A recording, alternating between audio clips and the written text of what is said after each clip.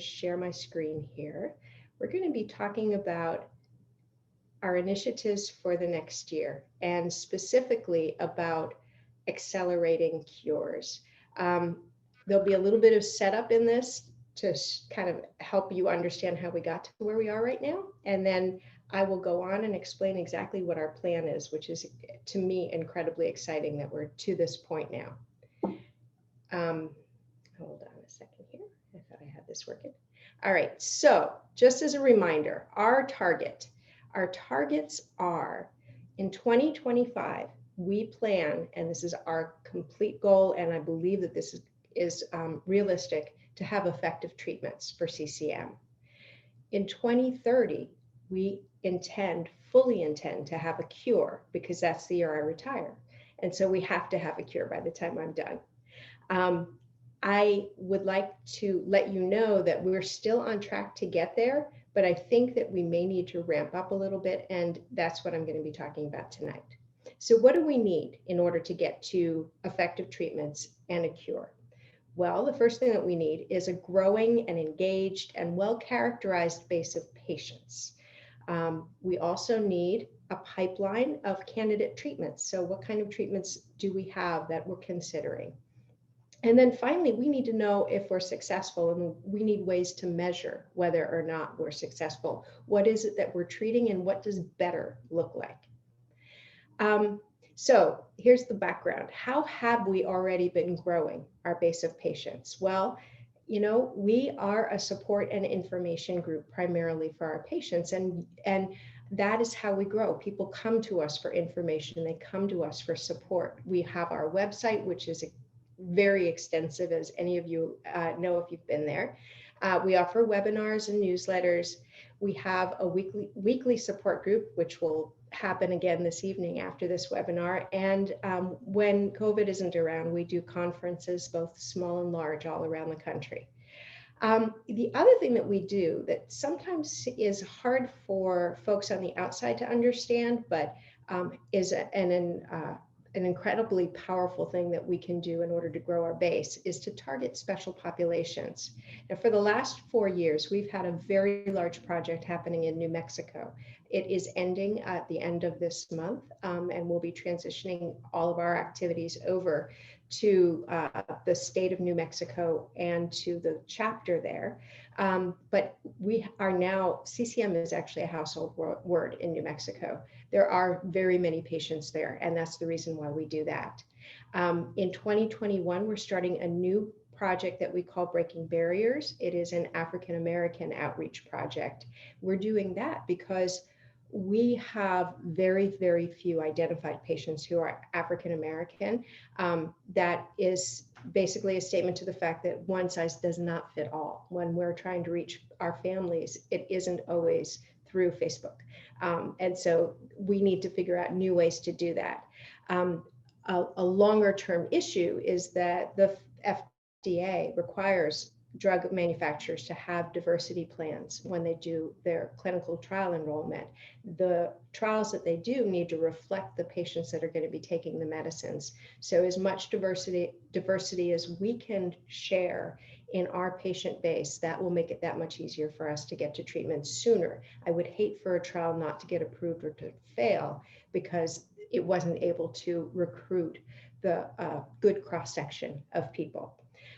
We have special genealogy projects with the CCM2 families. There are 2 different founder mutations that you've heard me talk about from time to time. We have outreach to now 21 different organizations that have been born out of Angioma Alliance all around the world. And we have some special programs for our CCM3 families. That mutation causes a more severe form of the illness. We also grow through public events, through media. Y'all know that this year Netflix, because of one of our members, had a character with 2 characters actually, with one character with familial CCM. And that gave us the kind of visibility on a national scale that we typically, or actually on a world scale, that we typically wouldn't have. And we also get our base grown through referrals from doctors, from our CCM centers, but also from doctors around the country who know about the good work that we do. And then we try to engage you. We engage you and try to keep you close to us because we want to be able to continue helping you and we want to continue learning from you. We have community alliances that are local.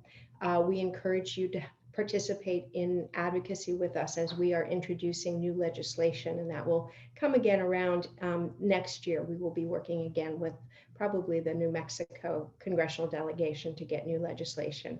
We have our events, and we ask that you participate in research as much as you are able to.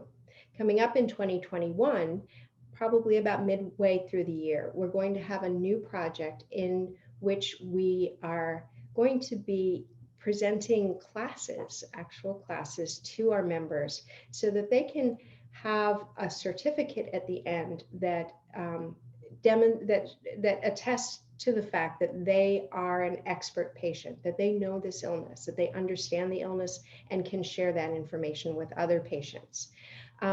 We also will have a lot more research participation opportunities coming up in the next year. I know that for a fact already. So we also need a well-characterized group of patients. And what does well-characterized mean? In the medical world, that means that we understand what our patients look like, what their disease process looks like. And so we have programs to address that with our patient registry, our free genetic testing program, which has been on hold through COVID, but should be starting back up again quite soon. Our centers of excellence allow us to have volume of patients being seen in separate places. So those centers have a way to compare patients one to the other. And then we have natural history projects, large databases of patients at different places around the country through NIH funded grants or just through us. And then finally, we launched this week a special program for our CCM3 membership with a company called All Stripes, where they're collecting medical records and extracting data for us. So how do we grow the pipeline of candidate treatments, which is the second step? We want to make sure that we know that we have an idea of the types of things that might be able to treat our patients, and we want to have a pretty good selection of those. Well, we do that, first off, through basic science. Basic science is something that we've been supporting ever since we've been an organization. Outside funders put money in, but we do our scientific meeting annually. We have formed most of the collaborations that have happened as a result of introductions that we've made or meetings that happen during our science meeting on the side. We also run still a tissue bank that supplies tissue to labs around the world. We grow the pipeline of candidate treatments also by testing treatments in animal models. So in this disease, the animal models are nematodes, worms, fish, zebrafish specifically, and mice.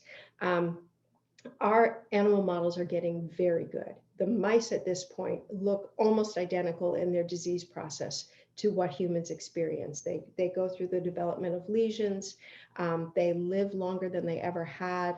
They've now gotten the mice to the point where they actually exhibit hemorrhages. So the medicines that get tested in these, what are called chronic models of mice, CCM in mice, are it's a much better representation. How the mice do is a better representation of how people will do. And now we even have zebrafish that get actual lesions that had not happened before. This is what I want you to see.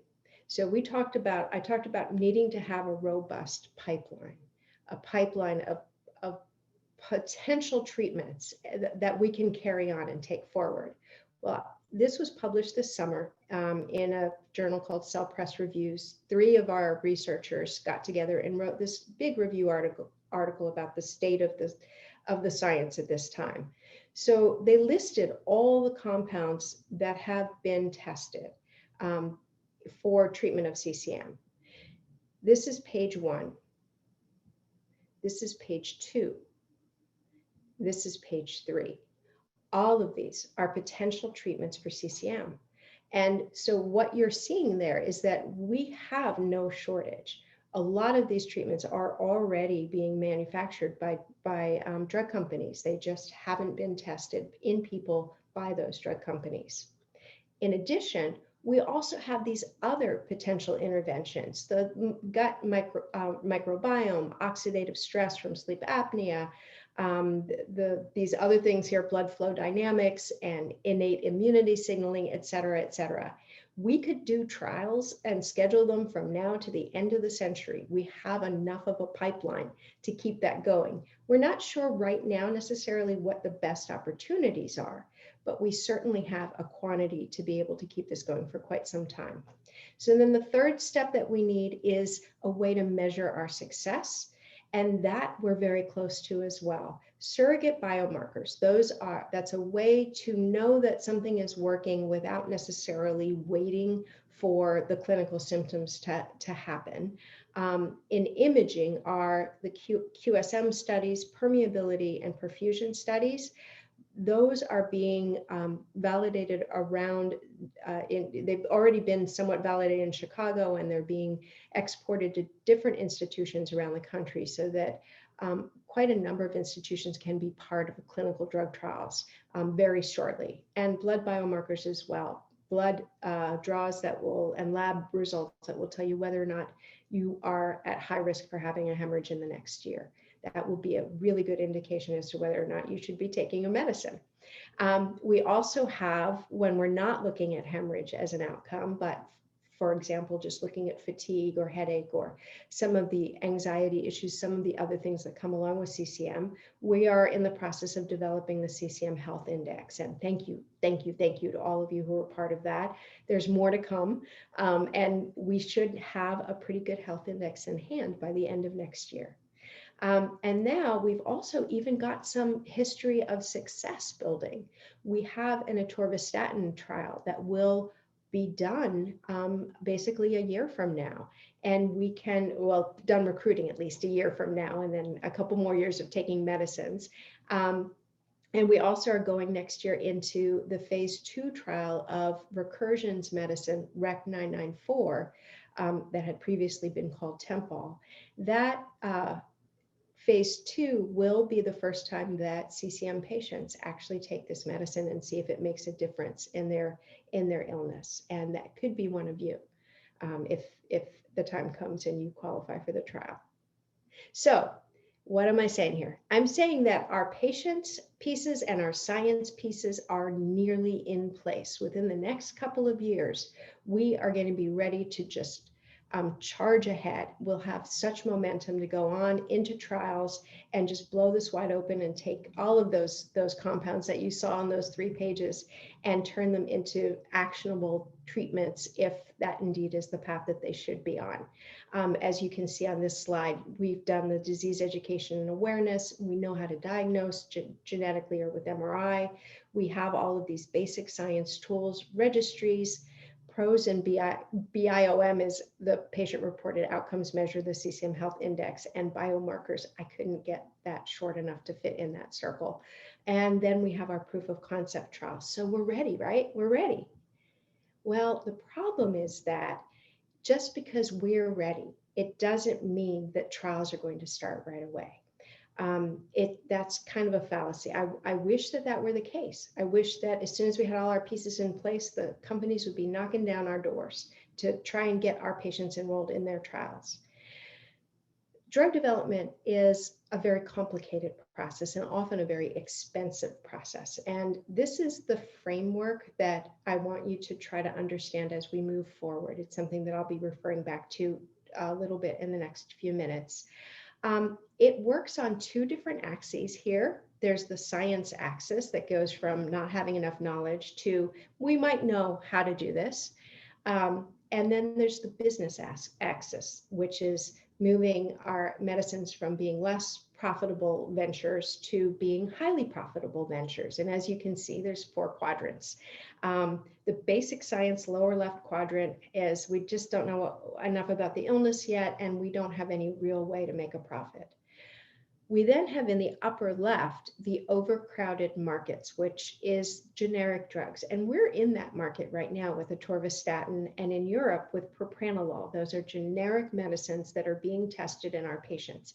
It's not a bad thing. It's just difficult to do because those trials have to be funded by public agencies. In the US, it's the National Institutes of Health. The funding is very hard to get, and the trials tend to be smaller and slower. So keep that one in mind though, because we do want to continue doing some generic medicines. If they're approved, it's great because you can have a very inexpensive way to treat your illness.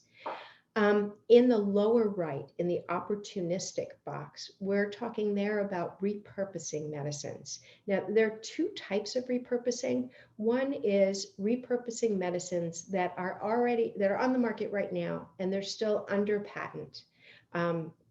They are approved for some other indication. We've had some trouble with that. We actually did try to go to a company who manufactures a B-cell depletion agent, and they were already out on the market for a different indication, and they didn't want to mess that up by having some sort of adverse event in a CCM trial. So that's hard to get a company to agree to, that we might be another indication for their medicine that they're already making money from. However, there's a second group of medicines. Those are the medicines that failed in another indication. They don't have a market right now, and they're just sitting on the shelf in the drug company's laboratory somewhere. Those potentially have a future for us, and that's certainly a place where it's we don't necessarily know enough yet, but it could become a real opportunity for us. And then we have the ideal scenario, the fast movers where we know a lot and where they're profitable. Typically, these would be the new drugs that are developed for an indication. Those are expensive, though, usually to get started with. So I'm just indicating here the three boxes that we need to be in. We need to move ourselves along both of those axes. And here is the good news is that, oops, that wasn't the good news. The good news is that we have already advanced on that vertical axis almost halfway up the top box there, where the green check mark is in the light yellow on the left side. So on that vertical axis, which is the science axis, we are just a couple years away from being blown off the top of it. It's the business side that we yet have some work to do. Diseases have to compete for attention from industry. So if you look at any one of the compounds that was on that long list that I showed you of the things that have been tested in CCM, if that compound is under development by a for-profit company, likely that compound is going to be something that could be used for multiple different illnesses and could be developed for multiple different illnesses. So we need to be able to make the case that we're the ones that they should choose. Because again, if it gets approved for a different indication, they may not want to come back around and get us as an additional indication if that increases risk for them. So we need to figure out what will make us the best choice. So this is a model that I took from this really brilliant woman who wrote a booklet that you can find online called Impatient Revolution. And it shows how to move your disease to the right on that business axis. So on that horizontal axis that I showed you on the chart. And for us, all four of these different pathways are possible.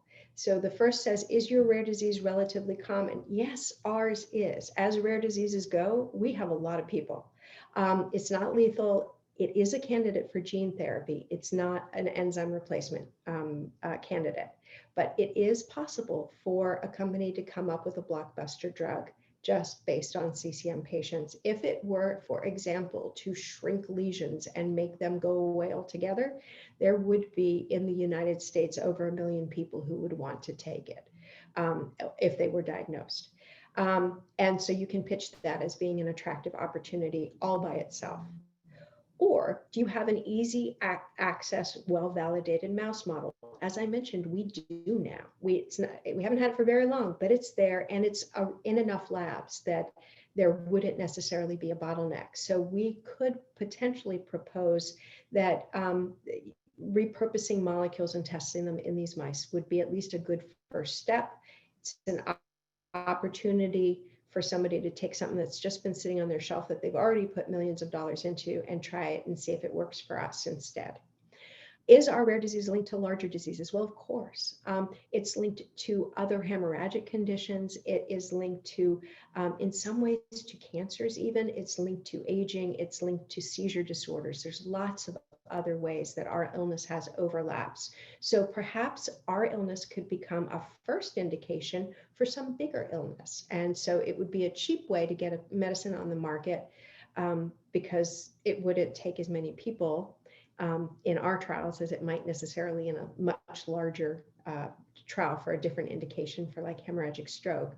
And then they could move on to the next indication. And then finally, is your rare disease linked or similar to a group of rare diseases? And yes, in fact, we're talking right now with the folks at HHT, at Cure HHT, and HHT is hereditary hemorrhagic telangiectasia, and with the Sturge-Weber Foundation to see if there are any ways that we can overlap what we're doing with what they're doing in order to have joint trials at some point in time. Early in the discussions, but it's possible.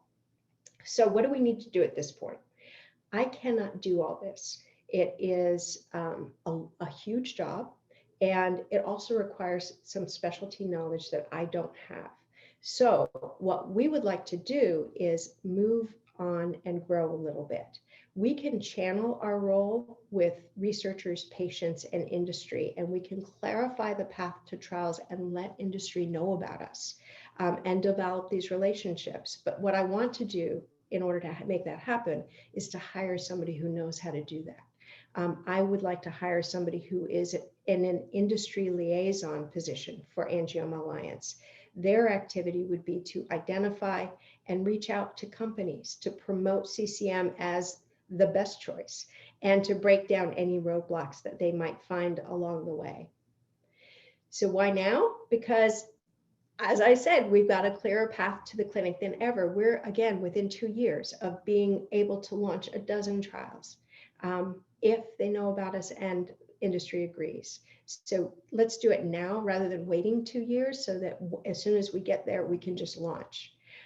We have more potential compounds than we know what to do with. We have alternative non-drug treatments being explored, and we already know multiple companies that are developing treatments in most of the classes of medicines that are appropriate for our patients. So the person who takes this position would need knowledge of vascular biology, so it's not me. Drug development, also not me. Business development, kind of me, but not really, and marketing. That's an interesting skill set, but it would probably fit someone who comes out of the business development side of a pharmaceutical company. From day one, that person would be working with our current team and advisors to develop a case. And by that, I mean a written case with charts and graphs and words that will be able to lay out why we are the best choice for any particular company. It probably would be customized company by company or agent by agent, but we need to have the vision of what the path is. And we need to have it down on paper in a way that it can be handed to any sort of treatment developer. This person will be moving us to the right on the business axis, moving us from less profitable to something that looks like it would be a good return on investment. Once the case is created, the industry liaison would identify and approach treatment developers who have potential agents already in development. For us, this is likely to be mid-sized companies. It's not going to be Pfizer and Merck, probably. And we're hoping it's not some couple working in their garage. We have had that experience before and it did not work out well. So we need a company that already is financed and has the capability of doing a clinical drug trial, of taking a medicine on and helping us to find treatments in our families. That person would also develop and nurture the relationships with the companies once the company is showing some interest, connecting them with our researchers who have the mice, or who also have the subject matter expertise, and they would help with trial planning. That's certainly something I'm doing right now, but someone else could be part of that too. And then they can identify areas where we might be running a little bit behind and need to catch up. And it would be better that we know that now rather than later. So again, what's needed for a cure? We need a pipeline of candidate treatments. We need an engaged, well-characterized, growing base of patients. We need a clear pathway to trials because we know how to measure success. We know what success looks like. And then we need secret sauce. We need outreach to industry. We need to let them know about us. We need to create a case document, research and develop relationships, identify roadblocks, and assist with trials. And I think the only way that that's going to happen is if we hire somebody to do that and have them be an employee of Angioma Alliance so that they're with us consistently and we're their first priority. So what can you do to help? You, first off, if you have not already, please join our patient registry. The Susan Suklich International CCM Patient Registry is at www.angiomaregistry.org.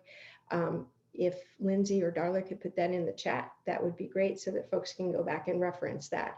That is how we reach you and tell you about what research is available for you to participate in. Or participate in other research. A lot of our centers of excellence are part of BVMC or the Trial Readiness Project. We also send out surveys on behalf of researchers all the time. When you get one, when you hear about one, fill it out online. Of course, we're all doing this online. And then consider whether or not you would be willing to participate in a clinical drug trial. That's a hard choice to make. And I am so appreciative to the folks who are currently participating in the atorvastatin trial and in the propranolol trial in Europe. We don't get to have a treatment unless we have people participating in drug trials. That is the only way that that works. So as you are thinking about it, get educated, find out what it means to be in a phase 2 or a phase 3 trial, and what would be required of you or of your family members. And then finally, we need to fund this initiative. This is critically important. This is how we do the next step. This is how we get to effective treatments by 2025 and a cure by 2030 so I can retire. We need major donations to do this. And we need peer-to-peer fundraisers to push the effort forward. As you saw, the qualifications list for this person is pretty extensive. They will be coming out of private industry where their expectations for pay are higher. We don't anticipate being able to afford a full-time person, not at least initially. So we would like to, be able to pay someone to give us as many hours as possible. And that is where you come in to please help and do whatever you can in order to allow us to feel that we can do this higher.